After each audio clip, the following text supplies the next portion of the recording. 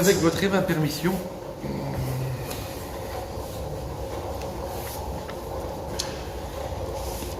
nous allons dédier ces quelques divrei Torah, l'Ereil Nishmat, le Rav Yaakov Mergi, à la Shalom, dont c'est la Haskara, rabbin émérite de Montrouge et papa de notre président du consistoire, Ibn El Haïm de Marocain. Alors, comment ça va? Vous allez trop vite. J'avais peur que vous nous fissiez la tête. Vous avez fiché la tête. C'est donc la paracha de Mishpatim. Alors, c'est-à-dire une paracha,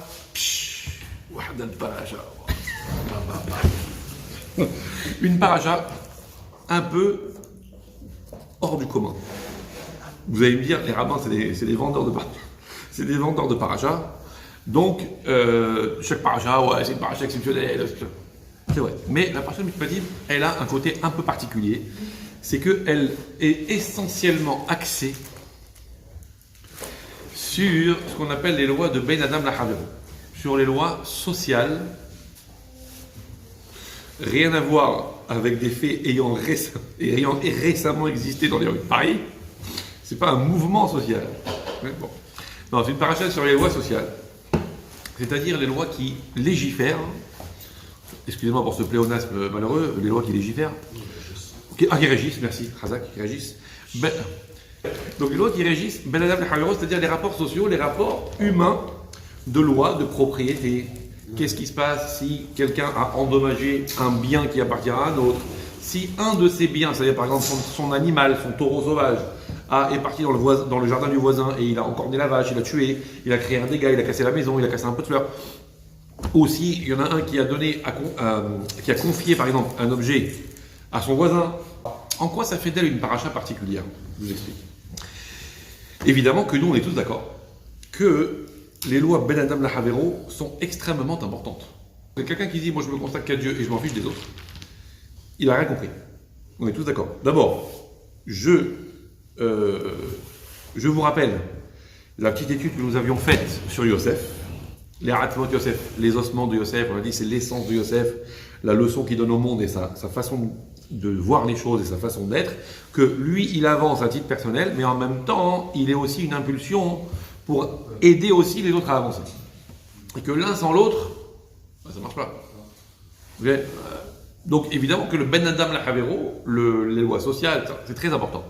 Et d'ailleurs on voit bien, on a vu, c'est la paracha d'Yitro juste avant, avec les fameuses Aseret Adiberot, les fameux 10 commandements, les 10 paroles que Shbokhu a données sur les tables de pierre gravées, okay, j'allais dire dans le marbre. Bon, c'était du saphir, paraît-il. Donc c'est deux, par contre, qui n'ont rien à voir avec les formats rendus qu'on a l'habitude de voir et qui sont sous impulsion non juive, etc. C'était 2 cubes, les louchot. C'était des cubes. Okay. Donc, où on a bien vu qu'il y avait 2 louchot, une partie, donc 5 sur 10, qui légifèrent, qui régissent pour les lois Ben Adam Lamakom, qui sont liées entre l'homme et Dieu, et en face, 5 autres lois qui régissent par rapport à Ben Adam Lahavero, les lois entre un homme et son voisin. Et donc, cette équivalence, parce que les 2 tables étaient complètement identiques, cette équivalence et cette double dimension de l'un et de l'autre prouvent qu'il y a au moins autant d'importance à l'un qu'à l'autre. Donc déjà, il n'y a aucun problème avec ça. Peut-être même plus.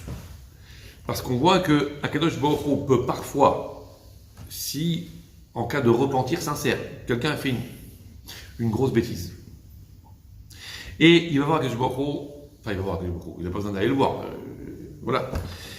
Même je ne sais pas pourquoi je lève les yeux au ciel, parce que de toute façon Akadosh Baruch Hu il est partout, on pourrait même regarder en bas, mais on a cet usage-là de regarder en ciel, parce que le ciel c'est l'immensité, c'est l'infini, etc. Et ça prépare, on va dire, à avoir une idée, une conscience de la grandeur d'Hachem. C'est pour ça qu'il est de mise, entre parenthèses, c'est la halakha, de faire en sorte que dans les synagogues, il y ait des fenêtres. Vous comprenez? Et ça, c'est moi qui rajoute, et qu'elles soient ouvertes.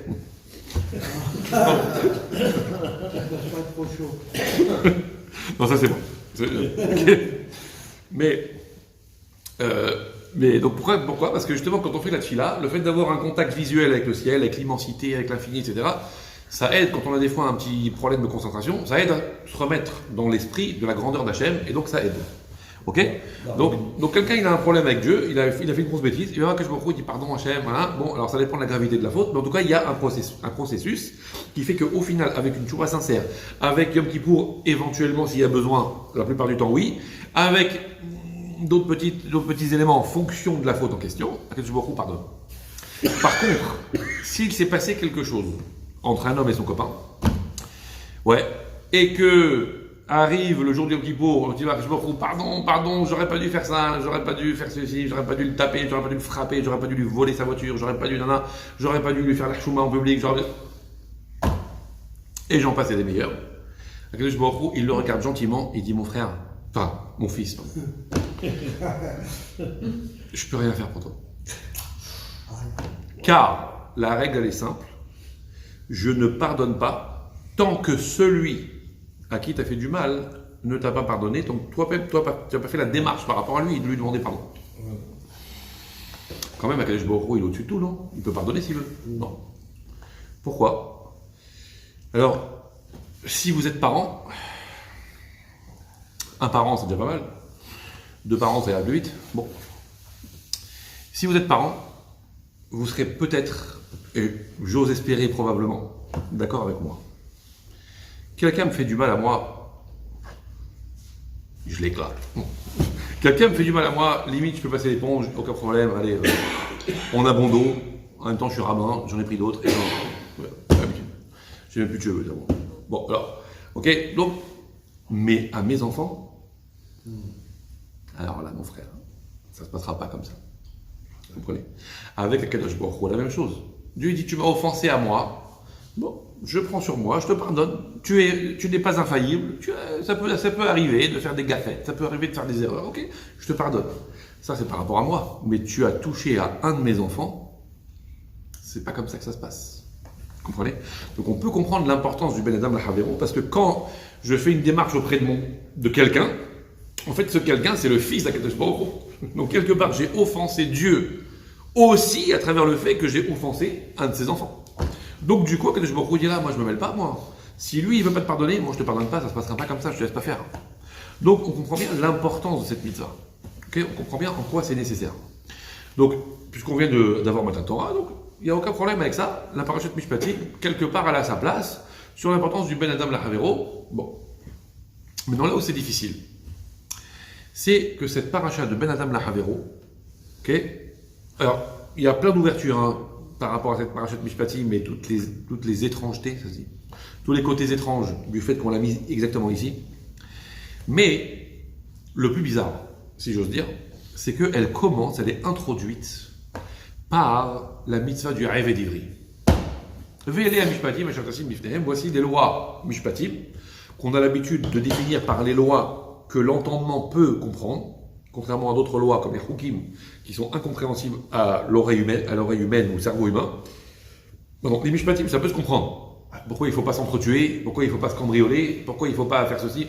On peut comprendre que si jamais une société est basée sur la violence, sur le vol, sur le meurtre, etc., on peut mettre la clé sous le paillasson. Le monde, en quelques jours, quelques semaines, quelques mois, quelques années, ressemblera à ce à quoi il ressemble aujourd'hui. Non, je rigole. Ressemblera à une espèce de... Bon. Donc on ne peut pas imaginer une société normale s'il n'y a pas ces choses-là. Donc c'est une évidence qu'il le faut. Ok? Maintenant, donc Mishpatim, c'est comme ça qu'on comprend. Maintenant, juste après, qui tikne Heved Ivri, si jamais tu acquiers un esclave hébreu, ok, alors tu le feras travailler pendant 6 ans, pendant le cycle des fameux 6 ans de la Shemitah, là, et la 7e année, lorsqu'arrivera l'année de la Shemitah, qui est l'année en même temps de la libération de la terre, comme on le verra plus tard, alors, Yetze la Hofshi Hinam, il devrait être libéré. C'est quoi ce Heved Ivri? Le Heved Ivri, ça peut être deux choses. Soit quelqu'un qui n'a plus les moyens de s'assumer financièrement, et donc il ne peut plus. Donc qu'est-ce qu'il va faire? Il va vendre ça, il n'a même pas de bien à vendre, il n'a rien à faire pour ça par là ça, il ne peut plus. Donc vu qu'il ne peut plus s'assumer, il va vendre sa personne, il va vendre son travail, et grâce à ça, il va aller chez un maître qui va l'héberger, qui va lui donner de quoi manger, de quoi dormir, et tout ce qu'il faut en contrepartie de son travail. Bon, ne croyez pas que c'est au fouet, esclave, pas du tout, hein. D'après ce que les Hachamim nous expliquent, celui qui acquiert un Eved Ivri, un esclave hébreu, il a plus acquis un maître qu'un esclave. Parce qu'il a tellement d'obligations à son égard que. Donc c'est vraiment du Hesed. Bon. Autre possibilité, c'est un voleur. Quelqu'un il a volé, il est parti faire un cambriolage et il a volé quelque chose. Et il n'est pas en mesure de le rendre, il n'est pas en mesure de le rembourser. Il a plus d'argent et il a déjà revendu le truc. Et donc on l'attrape et le Bedin dit monsieur, vous devez rembourser à celui à qui vous avez volé. Il dit j'ai pas les moyens, je l'ai déjà vendu, il est déjà sur eBay, il est déjà à l'étranger, je peux plus. Et j'ai pas les moyens. Ah, dans ce cas-là, nous vous condamnons, nous Bedin, le tribunal de rabbinique, quoi, le tribunal, on vous condamne à aller chez ce monsieur chez qui vous avez volé, et vous allez travailler pour lui en tant qu'Eved Ivri, et en contrepartie de votre travail, la contrepartie de votre travail sera le remboursement, quoi. Vous allez travailler gratis pour rembourser jusqu'à ce que vous ayez remboursé votre dette. Donc deux possibilités. Soit c'est quelqu'un qui ne s'assume pas financièrement, qui ne peut plus, soit c'est quelqu'un qui a volé et qui ne peut pas rembourser. Ça marche? Bon. Question. A priori, cette mitzvah de Eved Ivri, on la comprend très bien, hein, aucun problème avec ça. On la comprend très bien. C'est une forme de protection sociale pour l'un, c'est une forme de travaux d'intérêt général, ou en tout cas travaux d'intérêt individuel plutôt, ou en tout cas remboursement d'une dette, on peut le comprendre. Okay. La question c'est, qu'est-ce qu'elle fait cette mitzvah à la première place du palmarès des mitzvot? On vient de recevoir la Torah, que je vient de se dévoiler, ok, et la paracha commence Ve'ele Amishpatim, avec ce fameux vav conjonctif. C'est beau le français. Ce fameux vav conjonctif Ve'ele et voici, dit Rashi au nom des Hachamim. Pourquoi ce Ve'ele, cette continuité et voici? Pour nous dire que de la même façon que les louchot, les tables de la loi, etc., les 10 commandements ont été donnés au Sinaï, de la même façon ces lois-là ont aussi été données au Sinaï. C'est la suite immédiate. Suite immédiate. Mais si tu veux commencer par une mitzvah, pourquoi juste celle-là? Pourquoi je pose la question? Il y a plusieurs raisons pour lesquelles on pourrait poser cette question. Mais j'oriente exprès dans une certaine direction. Qui tikne Eved Ivri? Pourquoi on la met en premier? Ça parle d'un cas de quelqu'un qui n'a pas les moyens ou quelqu'un qui va voler et qui n'a pas les moyens de rembourser. Les Bnei Israël viennent de sortir d'Égypte. Au moment de la plaie des ténèbres, vous vous rappelez? C'est normal, il faisait noir. Au moment de la plaie des ténèbres, Moshe Rabbeinu a demandé sur l'ordre de Kadosh Baruch Hu, et les gars, chez eux il va faire noir. Eux ils vont être empêtrés dans une obscurité qui va être tellement épaisse qu'ils seront comme ça, immobilisés, il n'y a que les yeux qui bougent. Vous voyez un brouillard, comme du coton. Un brouillard, mais pas du coton blindé, vous voyez. Donc ils étaient tellement empêtrés dans leurs ténèbres qu'ils ne pouvaient pas bouger. Pendant ce temps-là, vous aurez et de la lumière et de la mobilité. Vous allez inspecter de partout, vous allez voir les richesses des Égyptiens. Et comme Akadosh Baruch Hu l'a promis à Abraham Avinu, vous saurez où sont les richesses. Comme ça, quand on va sortir d'Égypte, parce que ça ne saurait tarder, dit Moshe Rabbeinu, on pourra aller les voir et leur dire ça, tu me donnes. Okay, ou prête-moi. À long terme.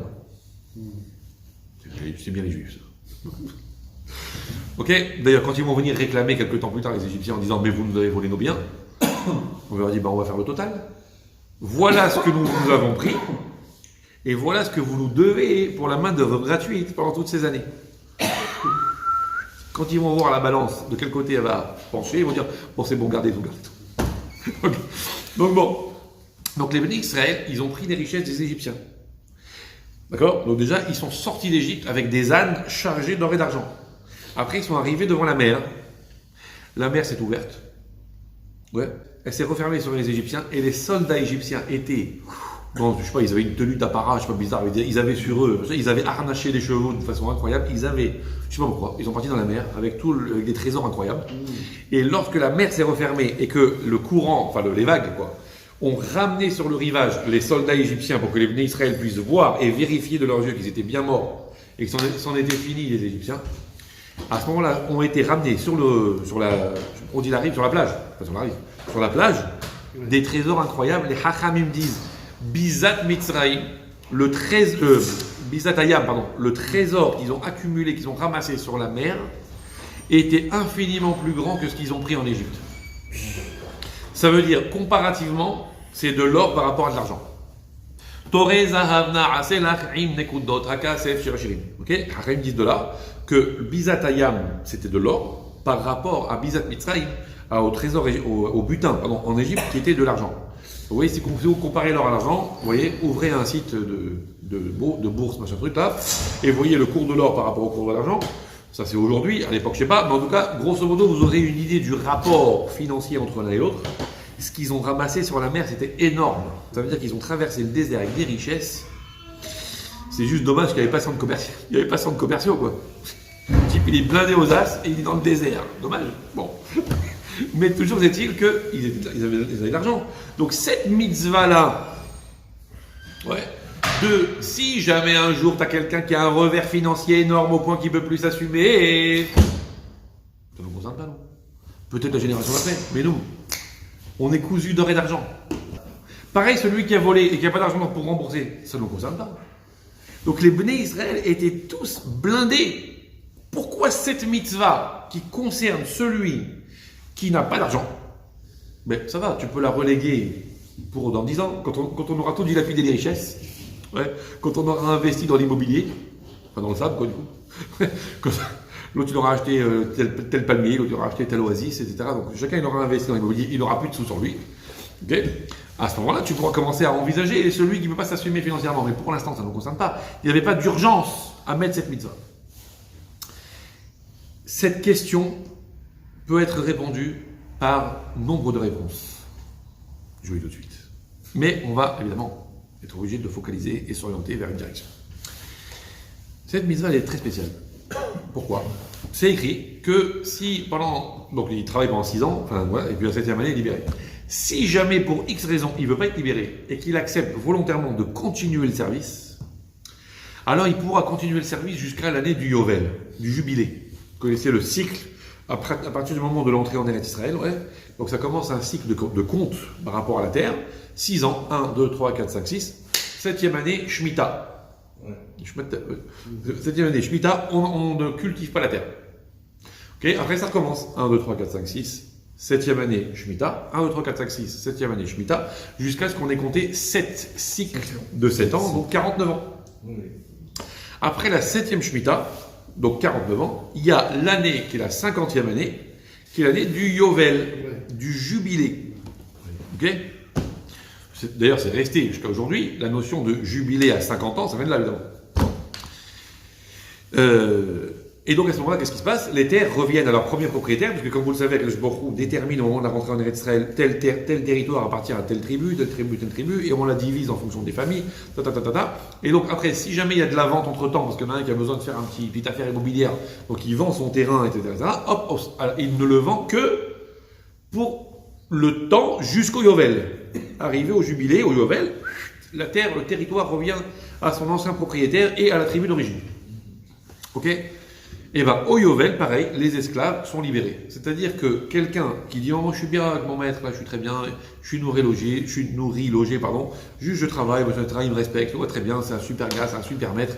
Moi, en plus, j'adore faire la cuisine, le ménage, etc. Ça me va très bien, je m'occupe de ci, je m'occupe de ça, ça me va très bien, donc je reste. » Il peut rester jusqu'au Yovel. La paracha parle de 50 ans, mais c'est 50 ans max. Il n'y a plus de 64 ans à ce moment-là. Pardon? Il n'y a plus de 64 ans à ce moment-là pour la retraite. Ah là là, ouais. Alors, donc c'est pourquoi. Donc du coup, c'est pas d'actualité. C'est la question. Donc du coup, l'esclave, si jamais il se sent bien, il dit moi je rempile. Okay, pour ne pas perdre la face. Non.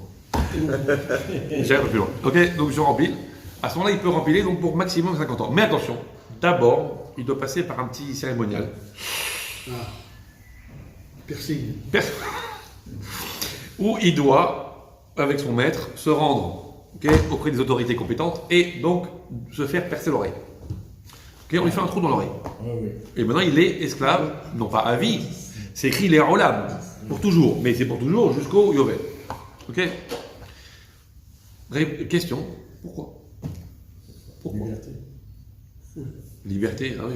Parce qu'il a Non, entendu. c'est libéré parce que l'esclave, quand ils avaient un trou dans l'oreille, Ouais. et à un moment donné après, ils sont libérés. Ah, justement, là on le fait un trou dans l'oreille pour déclarer qu'il est esclave, au contraire. C'est pas au moment de sa libération. Voilà. Il est potentiellement libéré, mais lui il dit moi je veux continuer. Donc ah ok très bien, donc dans ce cas-là, clac, on va te poinçonner. C'est le poissonneur des lilas. Des berbères. C'est que des laïlas.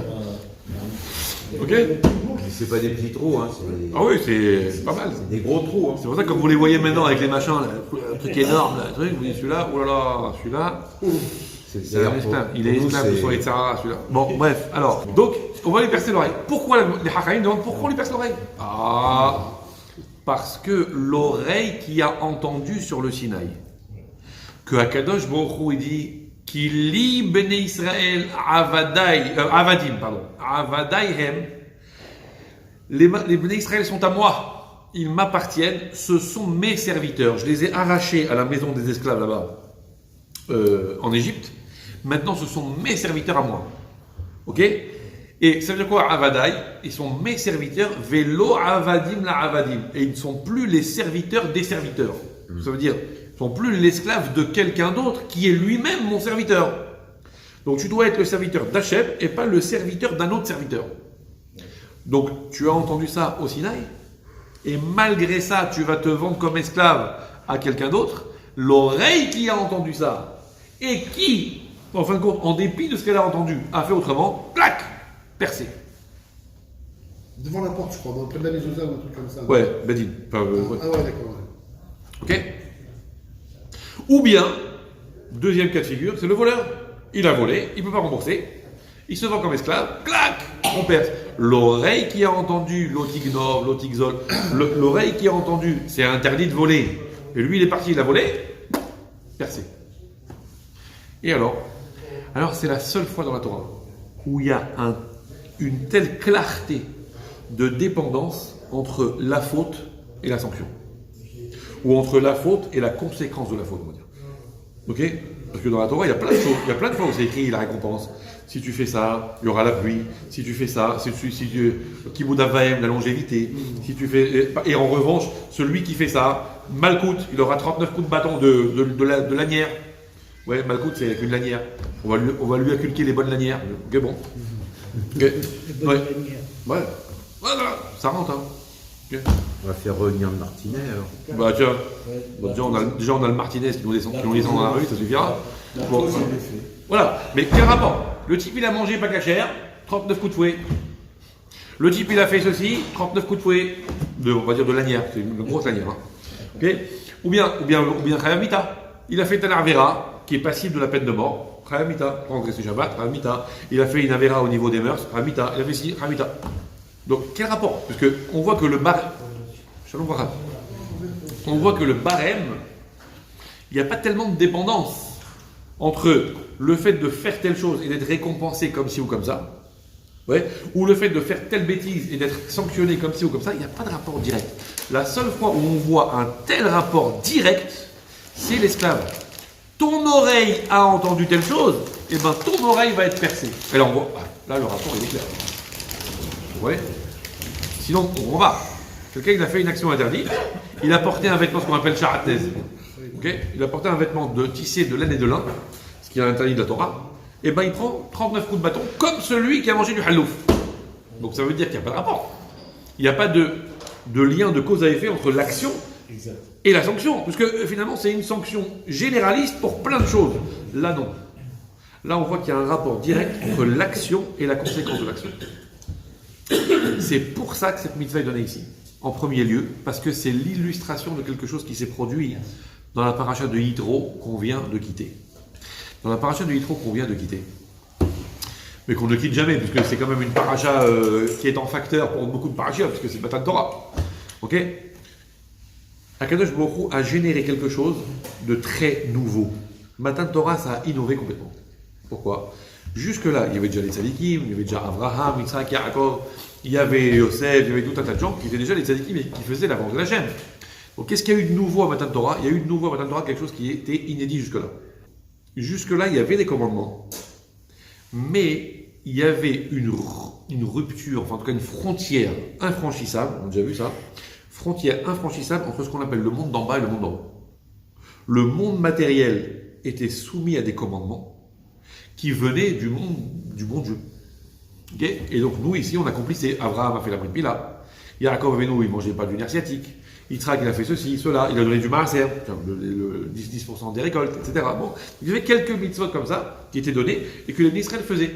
Et on dit nous, selon la tradition que les Hachem nous révèlent dans le Midrash, etc., que les Havot accomplissaient toute la Torah avant de l'avoir reçue. Ils l'avaient comprise et devinée par eux-mêmes, et ils accomplissaient les mitzvot, comme on voit Abraham Avinu, quand il a reçu les 3 anges, il mangeait les matzot, c'était Pessah. Donc ça veut dire qu'il faisait déjà les mitzvot d'une certaine façon, bon, avant même qu'elles soient données. Sauf que ces mitzvot n'avaient pas d'effet sur la matière. L'exemple qui revient très souvent, qui est rapporté dans les textes des Hachamim, Yaakov Avinu mettait les tefilin. Comment il faisait? Il prenait un bâton par terre et il faisait sur son bras le geste comme ça de faire des tours autour du bras. Et une fois qu'il avait fini de faire ça, il prenait le bâton et il le jetait. Le bâton n'avait rien de nouveau, de plus ou de moins par rapport à avant.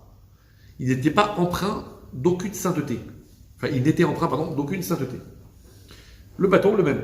Aujourd'hui, quand on met les tefilin, on a fabriqué les tefilin, on a fait un objet sacré, ou un Sefer Torah, chas v'shalom, de le jeter par terre, chas v'shalom, de le jeter par terre, de rentrer avec dans un endroit pas propre, ou pas sain, etc.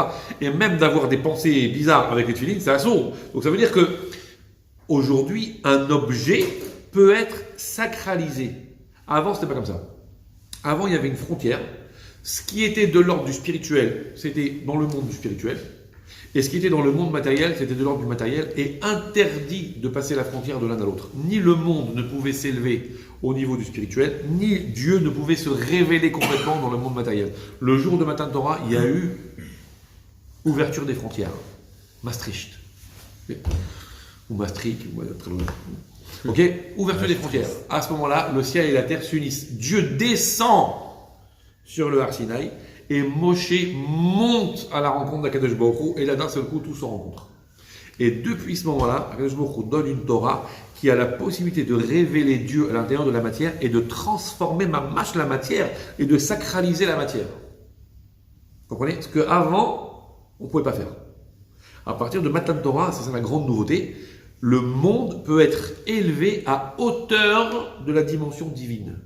Et donc on peut amener Dieu mamash dans la matière. Et l'illustration de ça immédiate, c'est l'esclave. Voilà ce que tu as fait et voilà que ça a une conséquence directe sur ton corps. Ok? Aujourd'hui, quelqu'un, il va faire ceci, faire cela, manger ceci, manger cela, avoir telle ou telle attitude, ça aura un impact même sur le physique. Aujourd'hui, on va utiliser cette table comme support pour un cours de Torah. Alors nous, on ne les voit pas avec les yeux, malheureusement, parce que nos yeux restent des yeux de chair et de sang, mais ça va avoir un impact sur la constitution physique de la table. Les molécules de la table vont être influencées par le fait qu'on l'a utilisé pour une mitzvah.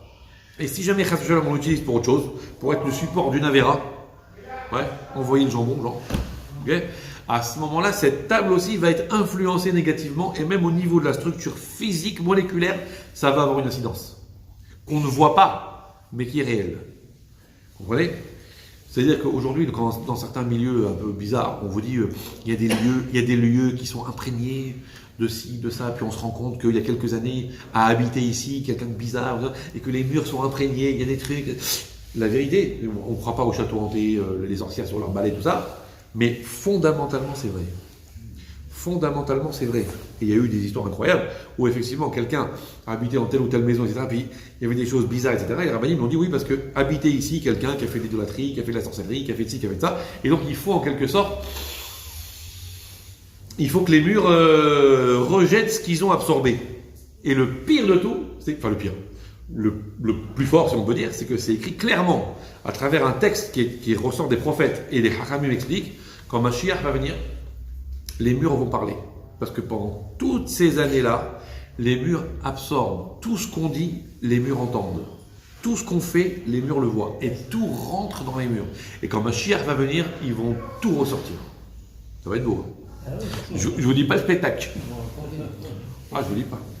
Donc les murs ont des oreilles, c'est pas une légende. Il faut déménager souvent. C'est pas le même mur. Il y aura du boulot. Ok? Donc même parler à un mur, ça sert pas à rien. Vous voyez? C'est extraordinaire ça. Ah voilà, Bon. oui. C'est rassurant parce que ceux qui prient devant le cotel, si parler à un mur servait à rien, franchement, c'est dommage de voyager pour rien. Bon, alors, ça marche? Ok? Donc ça veut dire, de là on voit à quel point ça a une incidence. Ne croyez pas que c'est de l'ordre du spirituel. C'est-à-dire que la séparation du monde spirituel et du monde matériel, comme diraient certains, la loi de 1905, là, ok, ça c'est pas Torah. Ça. Torah, c'est un monde de fusion entre le monde matériel et le monde spirituel. Le papier qui a servi à l'édition d'un livre de Torah a connu une élévation et s'est impacté dedans. Okay, et Akadosh Baruch Hu se révèle à l'intérieur de la matière. Aujourd'hui, on ne le voit pas, mais quand Mashiach va venir, ça va se voir. Et donc le réveil d'Ivry qui va se faire percer l'oreille, c'est-à-dire qu'il va voir carrément dans sa chair la conséquence directe de ses actions. Akadosh Baruch Hu dit, ça c'est le préambule de toute la Torah. Parce que c'est l'illustration directe de ce qui s'est passé à Matan Torah.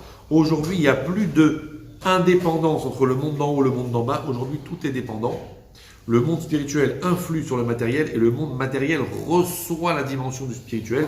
Ce que tu fais ou ce que tu ne fais pas, ce que tu dis ou ce que tu ne dis pas, ou ce qui se passe dans le monde des mitzvot ou Chas Shalom du contraire, aura un impact sur la réalité matérielle. Vous comprenez? Et fera tourner le monde comme ci ou comme ça. Et donc on comprend mieux quand Akadosh Baruch Hu dit dans la Torah, du coup, si vous faites les mitzvot, alors il y aura la pluie en leur temps. Ça veut dire que même les bouleversements climatiques, les Hakamim l'expliquent dans la Gemara, même les bouleversements climatiques, même les choses bizarres, les tremblements de terre, les tsunamis, les machins, tout est lié à des raisons spirituelles et tout a une raison divine à la base. Akadosh Baruch Hu se manifeste à travers des manifestations qui sont physiques, mais qui ont une raison spirituelle à la base. Il n'y a pas un monde indépendant, il y a le monde matériel, le monde spirituel, il n'y a pas. Ok? Ce que j'ai dans la poche matériellement a une dimension spirituelle et doit être utilisé en fonction de ça. Ou est une conséquence de mes actions matérielles et doit être pris en considération en fonction de ça. Vous comprenez? Sinon, on ne comprend pas comment on va utiliser la synagogue pour prier à Kadosh Baruch Hu pour lui demander de nous donner la parnassa. Comment tu vas désacraliser la choule et tu vas considérer ce haut lieu hautement spirituel pour dire à Dieu, sensiblement Dieu, tu peux me faire gagner un bon salaire, tu peux me donner à manger. Dis-moi, tu te dis, fais ça dans ta salle à manger, tu vois, la choule devant le Sefer Torah, la Kedusha de la synagogue pour demander des choses bassement matérielles. Oui, parce qu'il n'y a plus de bassement matériel. Il n'y a que du potentiel d'élévation du matériel vers le spirituel. Et tu peux transformer. Il fut un temps où on était tout fiers de pouvoir transformer du mercure en or. Est-ce vrai? Est-ce une légende? Je vous laisse réfléchir. Okay? En tout cas, si on peut transformer le mercure en or, aujourd'hui on peut transformer du plastique en une dimension spirituelle qui s'appelle le dévoilement d'Akadosh Baruch Hu. Parce que chaque action matérielle a une conséquence spirituelle très très très élevée. Et ça c'est l'illustration du Eved Ivri. Vous comprenez? Voilà pourquoi c'est la première mitzvah qui est dite juste après Matan Torah. Hazak Rabbi.